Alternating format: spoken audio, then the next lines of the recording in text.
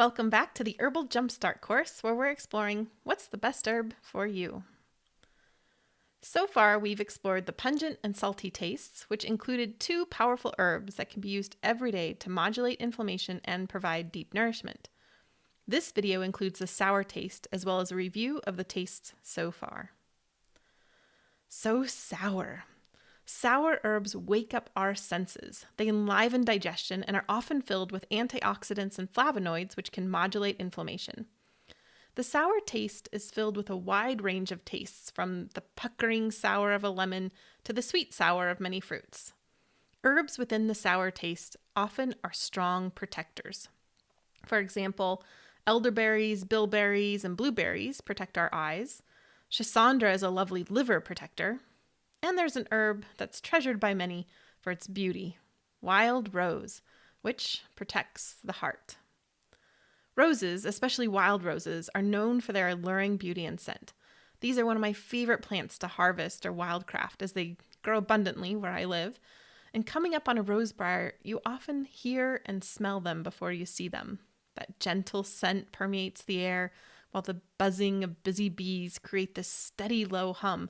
You can easily imagine it's the hum of contentment. And that smell is so divine. If roses only offered their enticing taste and smell, I would still be over the moon about them. But their medicine extends beyond this. Herbalists use roses to bring joy to the heart. They're often described as spiritual heart medicine, and they're included in formulas for depression and heartbreak. You may already have an intuitive sense about rose and its protective qualities for the heart. It's no wonder that we gift them both for love and for friendship. Researchers wanted to investigate the physiological effect of rose oil on humans by applying it on the skin. Those who received the rose oil had a decrease in breathing rate, blood oxygen saturation, and systolic blood pressure, which indicated that there was an overall decrease of autonomic nervous system arousal. They also self-rated themselves as being more calm and relaxed than those in the control group. This study beautifully illustrates rose's effect on multiple dimensions of health. Energetically, rose is both cooling and astringent. It works especially well for signs of heat and lax tissues. And here's what I mean by all of this. Astringency is this really wonderful herbal action that describes the ability of a substance to tighten and tone tissues that are swollen or lax. Examples of this include a swollen throat or wounds. You've probably experienced astringency if you've ever eaten a banana that wasn't quite ripe or sipped a really strong cup of black tea. One application for the astringent properties of roses is ulcerated tissues, as the tightening of the tissues helps with healing. In one double-blind, placebo-controlled study, a mouthwash made with rose extract was shown to be as effective at relieving pain, decreasing inflammation, and reducing the size and number of ulcers in those suffering from recurrent canker sores. Rose petals have many gifts. We discussed how they bring joy to the heart, how their astringency qualities can heal wounds, tonify lax tissues, help with canker sores. This includes soothing the heat and inflammation of a sunburn, as well as the irritation of bug bites. We also use the rose hips as medicine. These red jewels appear in the late summer to fall, and they can be a sweet wild treat. To date, several studies have shown that the daily consumption of rose hips can reduce pain and improve general well-being in patients who have osteoarthritis in the hips and knees, and can also benefit patients who have rheumatoid arthritis. One study showed that rose hips reduced inflammatory markers like serum C-reactive protein in patients with osteoarthritis, and an elevated C-reactive protein is often related to heart disease.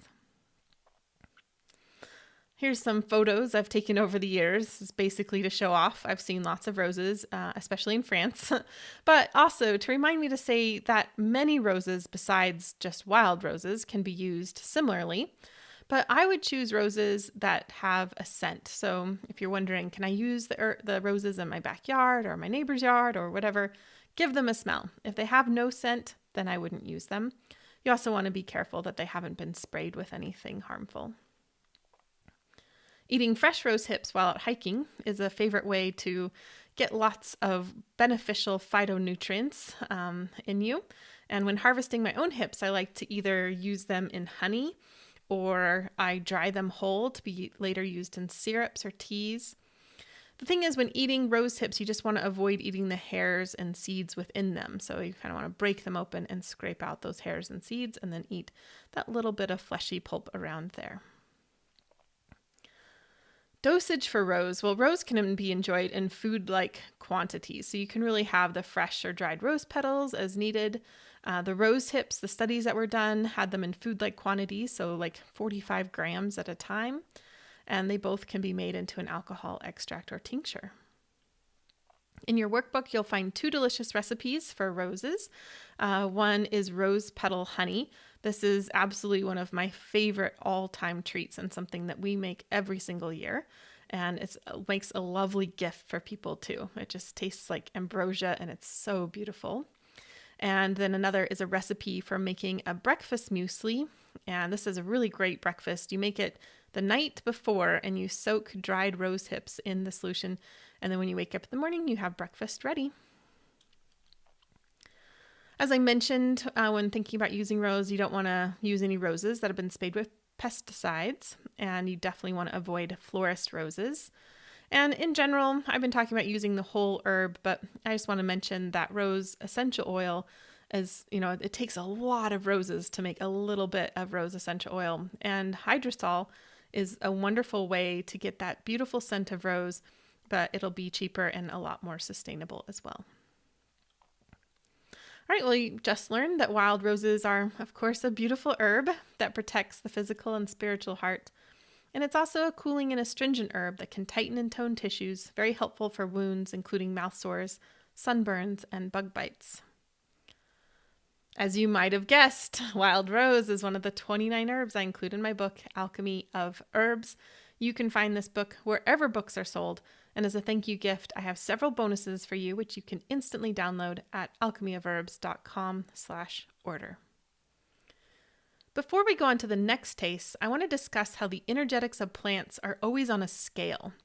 We already discussed this in regards to your personal energetics, but the same thing applies here.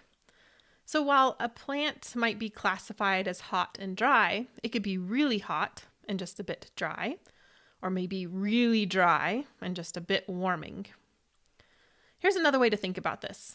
Remember turmeric? Well, turmeric is slightly spicy. It's a warming herb and has lots of drying qualities. If you ate a lot of turmeric every day, you'd probably notice these effects. As we discussed earlier, this makes turmeric ideal for when you feel cold and stagnant with signs of dampness. And if somebody's already feeling really dry, turmeric might not be the best choice for long-term use or taken in larger quantities. We also discussed this with nettles. They're also very drying, so again, ideal for dampness, but may trouble somebody who's already dry because they are so incredibly drying. The thing about rose is that overall, it's fairly neutral. Because of that, most people can enjoy rose regularly without experiencing those strong energetics. So rose is gentle for everyone, but it's also a powerful protector for the heart. So I think it's an herb that most people can benefit from using regularly. Here's a quick review of what we've learned. We began with the spicy and stimulating taste of pungent and looked closely at the many benefits of turmeric, especially in regards to supporting digestion and modulating inflammation. We then looked at the nutrient-dense qualities of the salty taste and how nettles can be used for practically everything, including better energy and stronger, healthier hair and bones. Then we looked at the protective antioxidant qualities of the sour taste and saw how rose is a powerful herb for the heart. Still ahead, we're going to look at a bitter herb that is profoundly calming and works great for kids and adults. And then we'll look at a famous Ayurvedic herb that can powerfully boost your immune system.